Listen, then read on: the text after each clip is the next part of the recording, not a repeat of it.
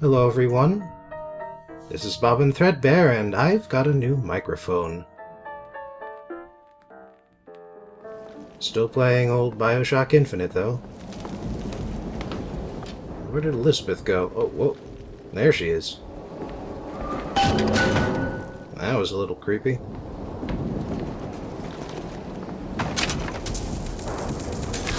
Glad to see I'm finally getting some weapon pickups again. Kinda sucked that I had to go without for a while there.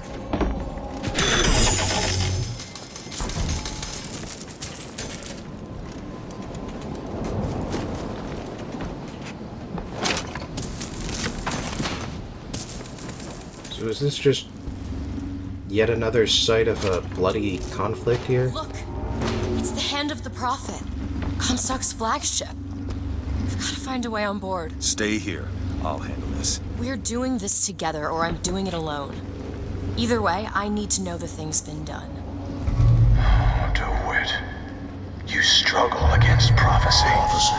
Like a stone loosed from a sling. How thrilling to launch. How breathtaking the apex. And how terrifying the descent as gravity drags you down into the inevitable. Can you open this, Elizabeth? Seems easy enough. I wonder if that base boost is on purpose. All done.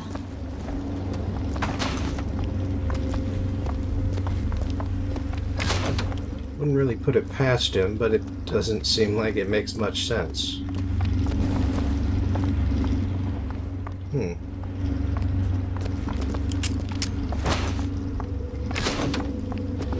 What's that sound? Look! Take cover! Drop pods. They must be duds. Those aren't duds. They're... Yeah, drop pods, I just said. Look around That you, one! On Elizabeth. it! I built all of this for you. You are my air and my blood. And what has DeWitt ever done for you? To him, you are now what you always were. A means to an end. It sounds like it's become a little more than that, actually.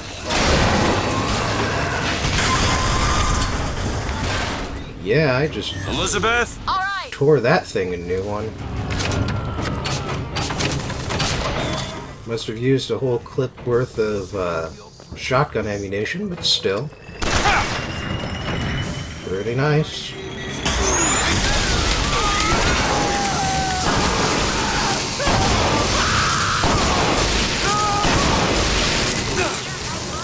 And that's why clothing makes the man. Why would you run if you were not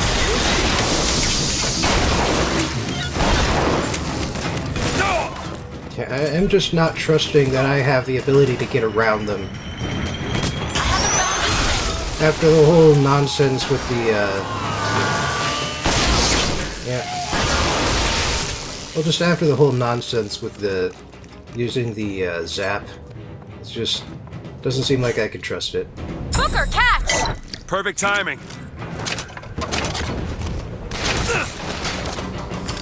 Okay, who's out there?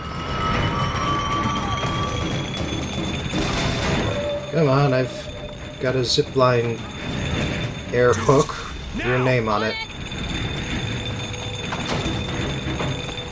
Luckily, I can just sort of keep this going forever if I need to. Well, there must have been something popped his head up around the corner. I guess they're just sort of staying around here. Ah, crap. The Hand of the Prophet. I am awaiting your order to proceed. I think I only shot half of these guys.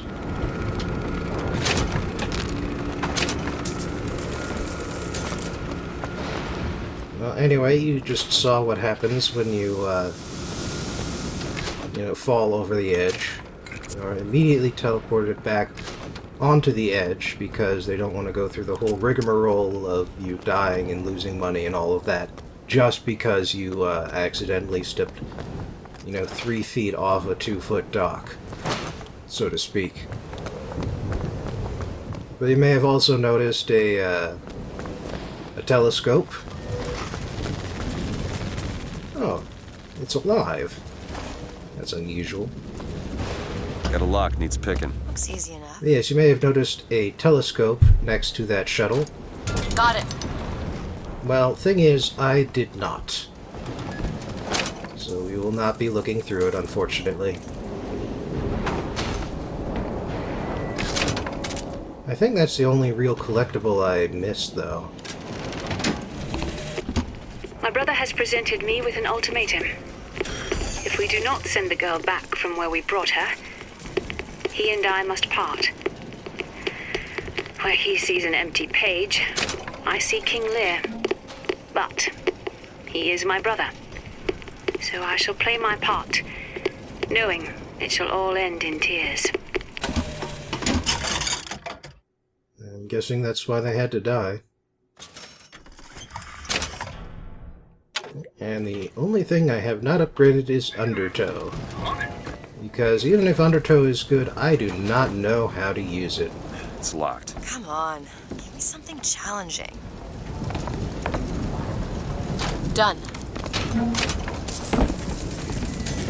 More money. I'll say.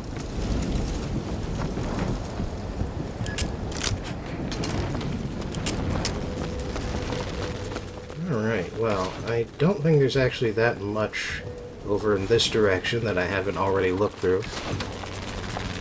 Or at least that I can actually benefit from, so...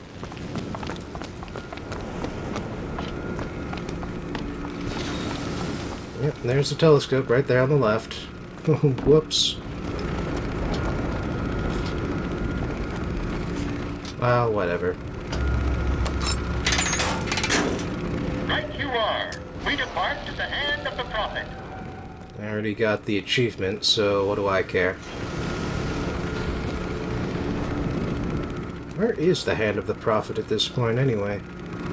It's kind of lost in all the clouds. Do you think it's possible to redeem the kind of things that we've done? Redeem?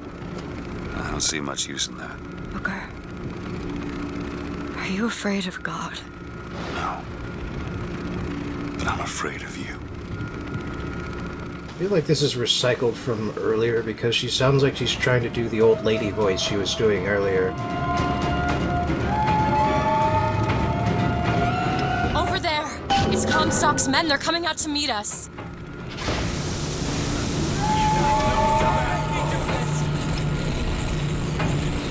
Well, they've all got those hooks on, so I can use them to jump over before they're, otherwise in range. But I'm having fun just picking them off from here. Especially now that I've got a full clip again.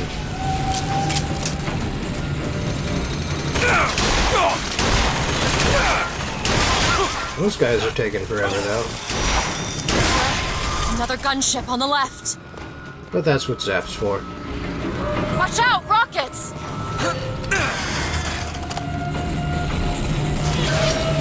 Alright. Look, it's the box coming to attack the flagship.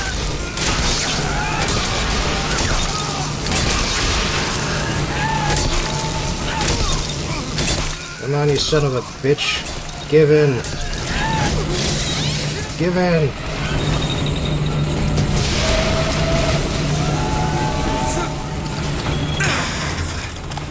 How about you assholes? Yeah, I think the amount of damage you deal by jumping... The amount of damage you deal by jumping off a hook More of them! is, at least in part, based on how far you jump. So you don't actually get that much for, Right now. yeah. That's why I'm doing this instead.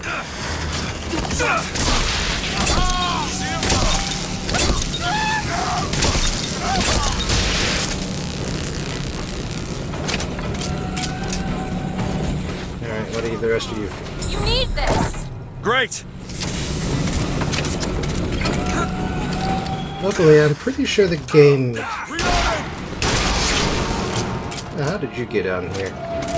I'm pretty sure the game understands which weapons you're currently using, and the kind of ammunition you have Child on the right! is, or what the ammunition that you find is at least partly based on the weapons that you are currently using.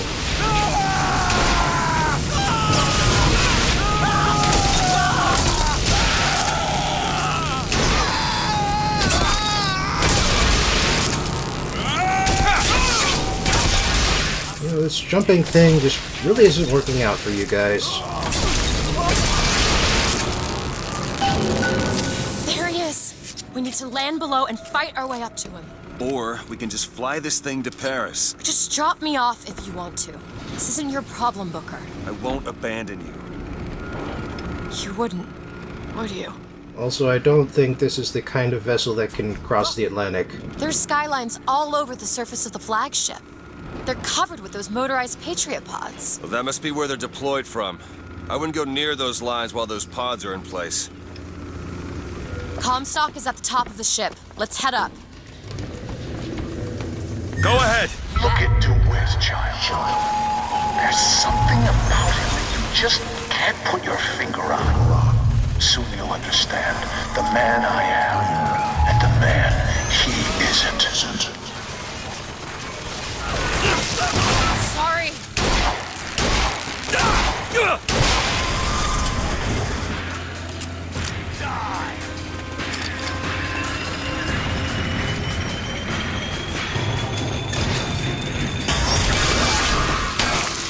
Well, that was a bad decision on your part. Booker, catch Appreciate it! a hatch leading to the next deck. The damn thing's bolted from the other side. Well, there must be another way up. Oh, hello there.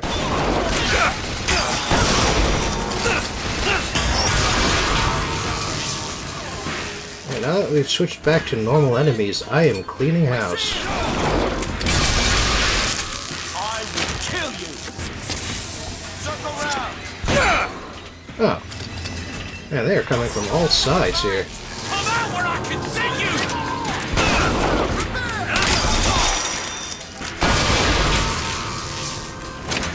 Smoke them out.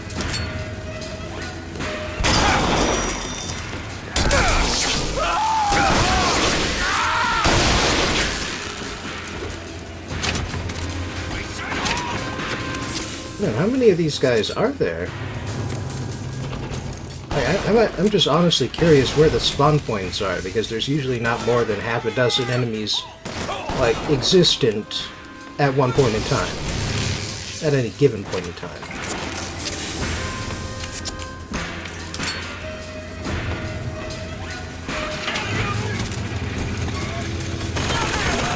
There's another turret further forward. Oh, it looks like they're actually coming on board on more of the shuttles. Get after him. Oh, that was a worthless dude. What, are you just gonna stand there? With this asshole? Still looking. Oh, yep, there's the turret on the other side. I guess there must be four of them.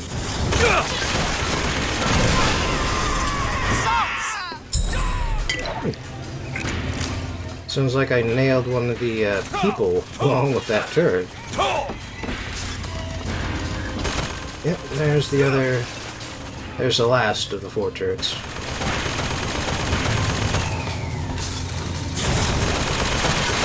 Keep my eyes open for more. Oops. Yeah, I forget if jumping off takes off a little bit of health. I mean, it probably does. That's how it usually works.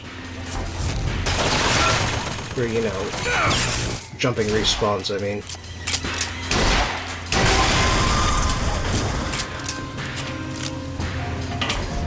Alright, well, Sounds like there's one or more guys up there at the front.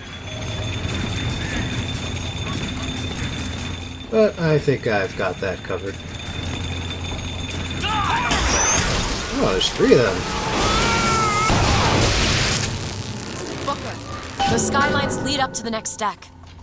If we clear the line of those pods, we could use them to gain access to the upper decks. And that's basically, that's the requirement, so that you actively have to, you know, engage in the battle and not just run through it.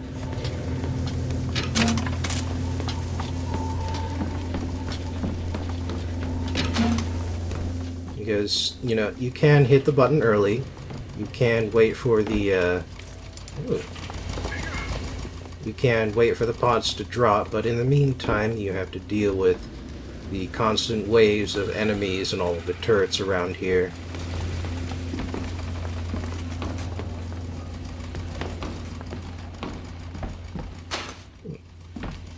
Must be the armory. Too bad they don't have any hand cannons here.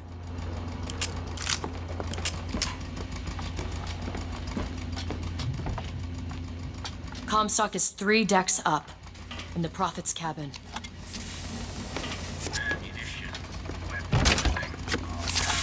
And this is the gallery, I believe. I believe that's the word for it. I mean, it's pretty obviously the place where the troops eat.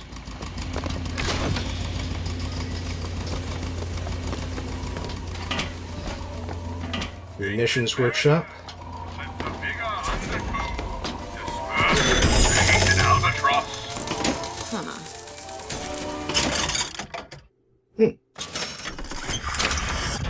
I'm just missing one more undertow. Grab that lockpick. We might need it later. Wait a Here's second. some cash.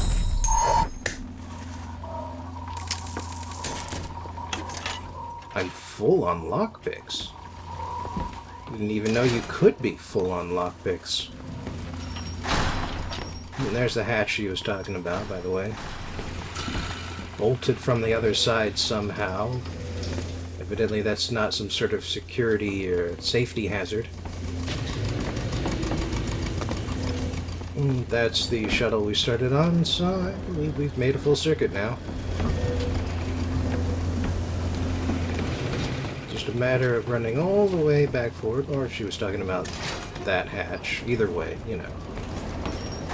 Yeah, we've definitely been in here.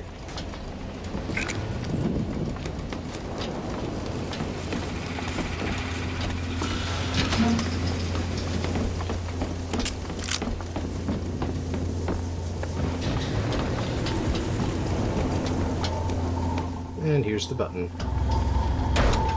This should clear up.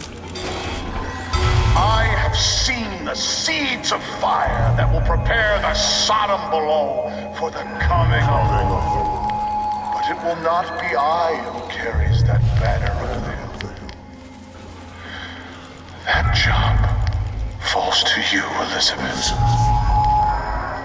That job falls to you.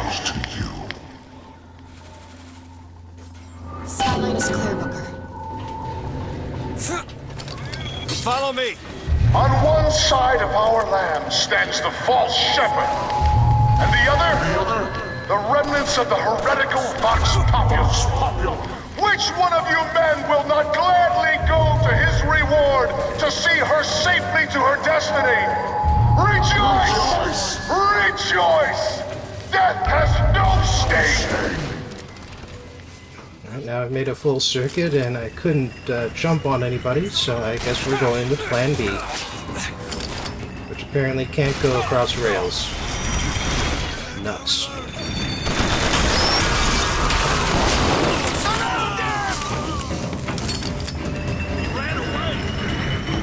Come on, what else have we got here?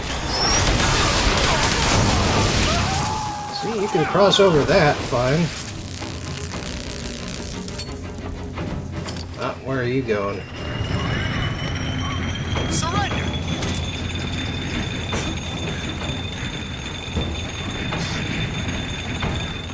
Oh, there you are. Thought he disappeared for a second there. Huh. Looks like the explosive electricity damage actually electrifies the water puddles at the same time.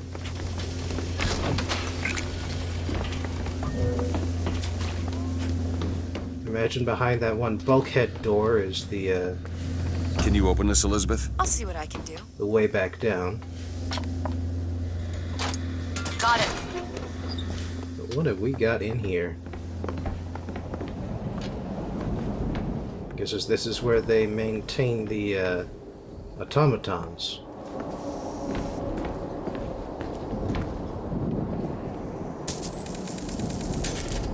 Giant ass bag of silver eagles. Do they even have paper money?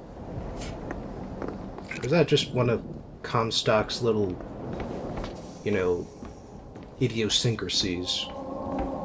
It's gotta be a silver standard, you know?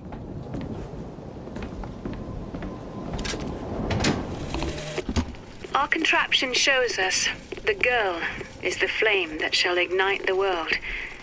My brother says we must undo what we have done.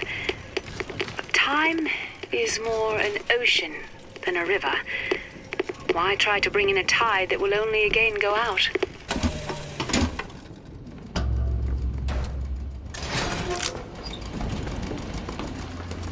Got a lock, needs picking. Well, in some sense, if you are ever convinced by your brother, It's done. then you are always convinced by your brother. But if you ever had doubt, then you were never convinced by your brother at the same time. Infinity is weird that way.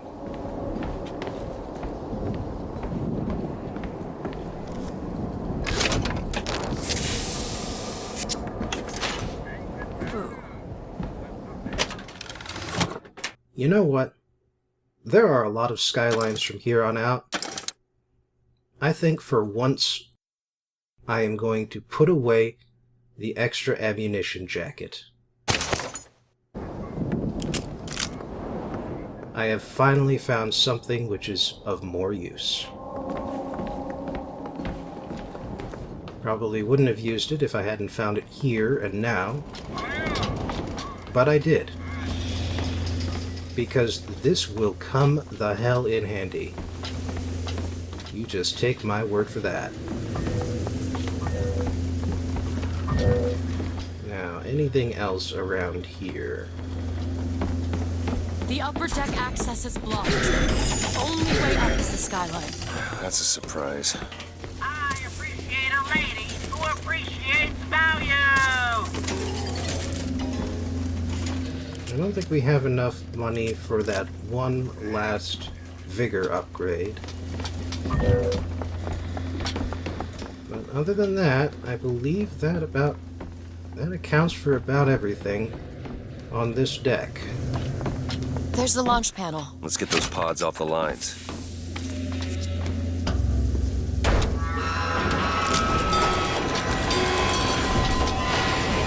Flak cannon, Booker!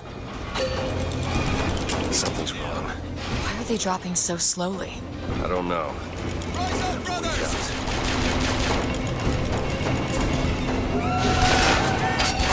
Alright, 1/4 of the pods ejected. time to handle the Vox Populi. I mean, I actively do not have to. Because once again, we're going to be waiting for something.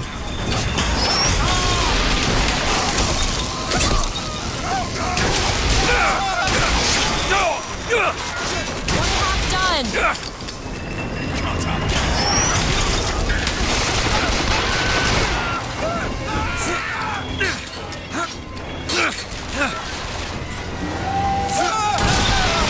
Yeah. Now I am making use of Winter Shield, you may have noticed. It actively freezes your health and 3/4. health and shield bar whenever you jump on and whenever you jump off. You don't even need to stick around on it to make good use of it.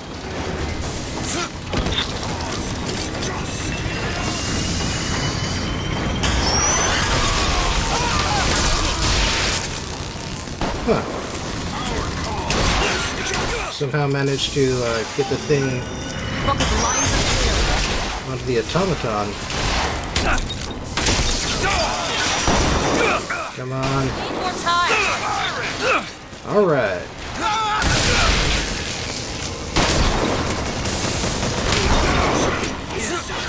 Five seconds is a lot when you're actively in combat.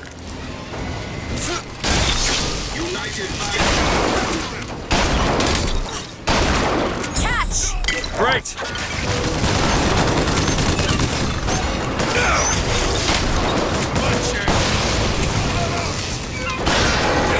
There we go.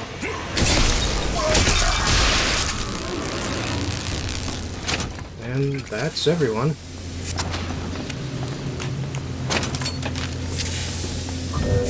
Alright, time to go upstairs. Sure thing. Just as soon as I get a little pick-me-up.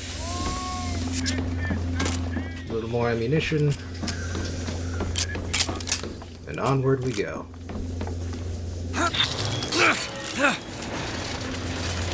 I may be the one who strikes you down, DeWitt, but you've always had a knack for self-destruction. Who's to say you won't beat me to the punch?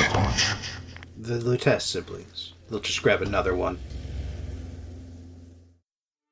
But now, today I'll be returning to a topic I said I would a few weeks back. The American Federation of Labor.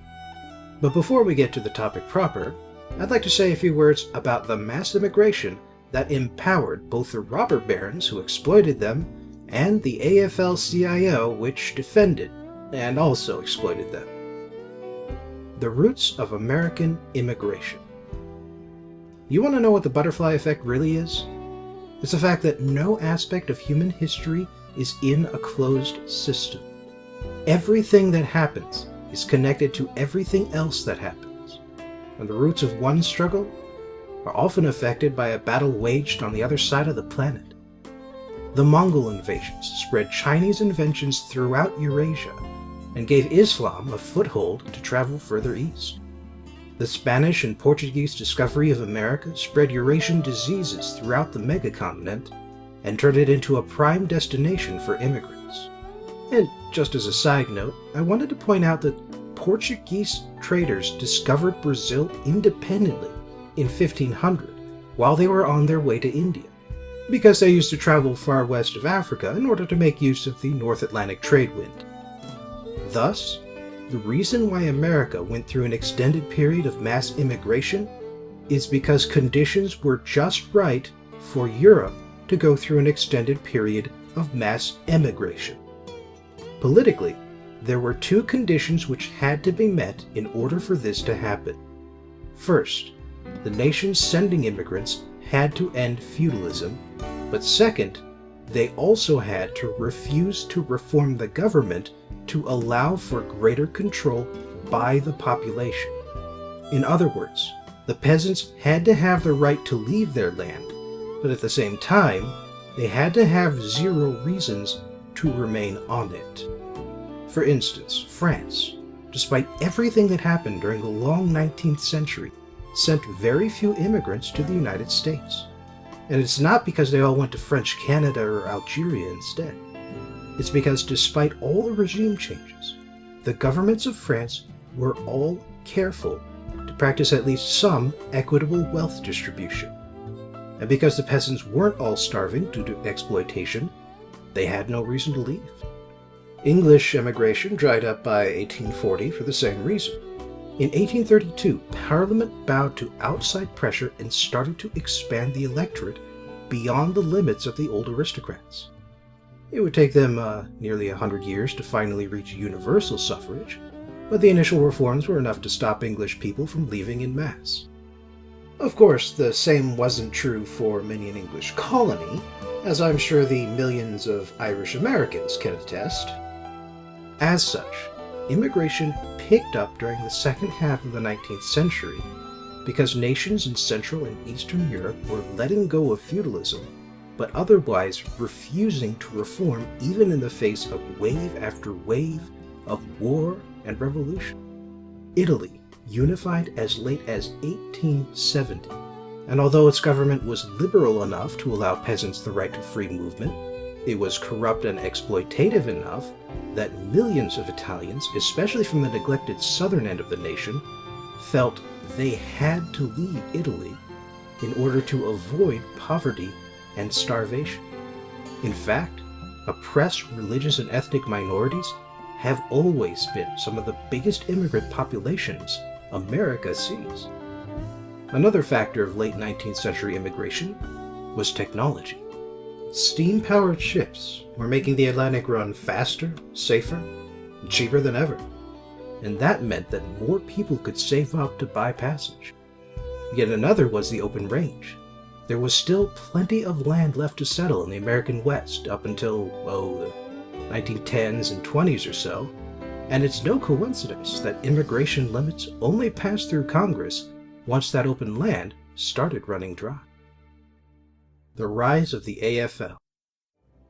As I said before in Union Corner, the American Federation of Labor was born out of a desire for skilled labor unions to maintain their mutual independence despite the increasingly national and collective nature of union disputes. The Knights of Labor wanted everyone to join under their banner exclusively, so the craft unions withdrew and the Knights eventually collapsed. The other thing the AFL stressed was no political action. Politics killed the National Labor Union, and it killed the KOL. And so the AFL would not make that mistake, instead focusing directly on defending its members from the management. That being said, however, the American government would eventually enshrine union rights over the course of 1890 to 1935, and as a result, the unions which composed the AFL grew both in raw numbers and in influence.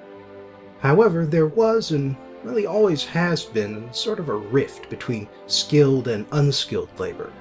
And in 1935, this conflict came to a head when the AFL couldn't pass a resolution which stated that mass production industry workers should organize. Sick of their second-class membership, the industrial unions left and formed the Committee for Industrial Organization, or CIO. For once, the division didn't cause the older organization to collapse, and so for 20 years, the two union groups existed side by side, oftentimes courting the same workers because, as it turns out, the difference between skilled and unskilled is more of a spectrum than an easily defined line.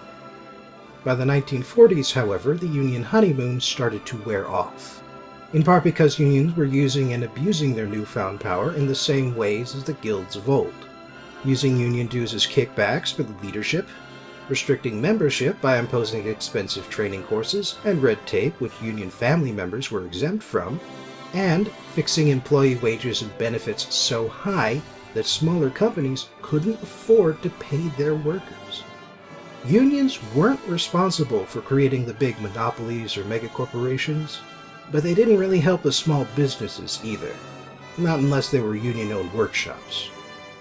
As the government and the public started to turn against unions in the 1950s, partly because of union corruption and partly because of the Second Red Scare, the AFL and CIO suddenly realized they had more in common than not. And so in 1955, the two organizations merged to become the AFL-CIO, which exists to this day. And because of this increasingly bad reputation, the AFL-CIO started taking corruption charges very seriously. In 1957, they expelled Jimmy Hoffa's Teamsters Union because of its growing problems with racketeering and extortion rings, quote-unquote interest-free loans made to union executives without a single repayment, and paper locals, basically the union equivalent of ballot stuffing. Personal thoughts. You know, for all the benefits and drawbacks that come with immigration in general, there is one real benefit to consistent immigration from any given nation or region of the world. I don't know if this phenomenon has an actual name, but let's call it the second generation effect. See, when it comes to success, and I mean real self-generated success, people have done some studies and discovered that there are two personality traits that are absolutely required. Now there are other factors, both external and internal, like education and native talent, connections, opportunities, and social standing, but even if you have all of these advantages, without the right mental approach, you'll never get anywhere. And what are these two traits? To put it charitably, it's determination and humility. To put it uncharitably, it's stubbornness and insecurity. You need determination, because without it, you won't have the willpower to recover after every failure, mistake, and missed opportunity, along with every hint of criticism, every attempt to bring you down and shut you out, and every rival and competitor who's looking to do the same thing as you. And during your lifetime, you'll encounter plenty of all of those things, regardless of whether you're trying to make something of yourself or not. Without stubbornness, you'll give up too early and too often. And while some things just aren't meant to be, in the end, quitting is the only guaranteed way to lose. But you also need humility, self-doubt, because without it, your stubbornness will be unchecked. You need to be able to constantly question whether what you're doing is the best possible option, so that you'll have the motivation to stop when it isn't working, to fix what's broken, to start something new, and to generally improve rather than remain stagnant. Now, it is hard to keep these two impulses in balance for the best possible results, but then that's why successful people aren't a dime a dozen. It's also why teaching self-esteem to children who haven't earned it is bullshit. You aren't teaching them determination, and you're robbing them of the ability to self-doubt. I suppose I should consider myself lucky, since I'm almost pathologically shy, and my social anxiety has kept me from feeling remotely confident in social situations. But here's where the second-generation effect comes in. Second-generation immigrants, the children of those who move to a new country, will have both determination and humility in greater amounts than in any other population. They get their stubbornness from their parents, who have to work hard at shit jobs just to get by, because you lose a lot of opportunities when you're unassimilated and, most frequently, uneducated. They get their insecurity from the fact that they're only half assimilated, which is enough to open a lot more doors, but not enough to feel like you actually belong in the society where you grew up. As for their own children, by then they're assimilated enough into their surrounding culture that there's no longer any real distinction between them and any other native-born population. So if you're not sure you're going to make it, don't give up. And if you think you're bound to succeed, don't forget to consider what'll happen if you fail. Because unless you can master both hoping for the best and preparing for the worst, all you'll ever be is obnoxious to the people around you. Thanks for joining me again in History Corner, and I hope I'll see you soon.